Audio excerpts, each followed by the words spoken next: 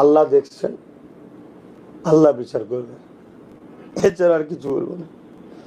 আমি তো, আমার মা আমার বাপ গাল খেয়েছে, আমি হক কথা বলি বলে তাই গাল খেয়েছে, তাহলে কি হক কথা বলা বন্ধ করে দেবো? না, বন্ধ করবো। এটা হয়তো আমার আল্লাহর পক্ষ থেকে পরীক্ষা।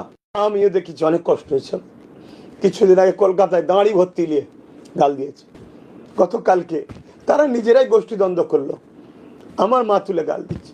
তোর যদি আমাকে এতই মারা শখ যায়, তোদের ভাঙড়ে যখন যাই বেরো দিবি ডাইরেক্ট।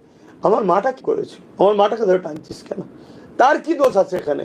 যদি তোর নজরে মনে হয়, তোদের নজরে মনে হয় আব্বাস খারাপ, আমাকে মেরে দে, কিন্তু আমার মাটাকে ধরে টানলি। তবে আল্লাহ দেখেছে, আল্লাহ বিচার করবে। পাশাপাশি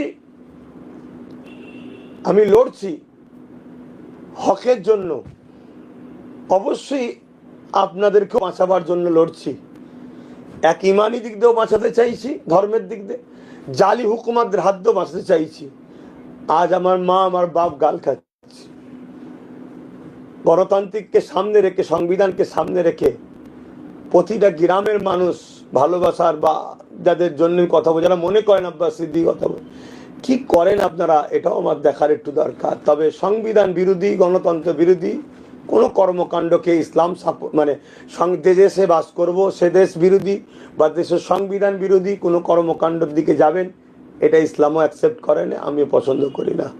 অবশ্যই আমার খুব ব্যথা লেগেছে। আমি এ বিচার আমার আল্লাহর কাছে দিয়েছি, আল্লাহ দেখেছে, আল্লাহ তিনি শুনেছেন সব, তিনি বিচার করবেন আল্লাহ, এছাড়া আমার আর কিছু বলার নেই।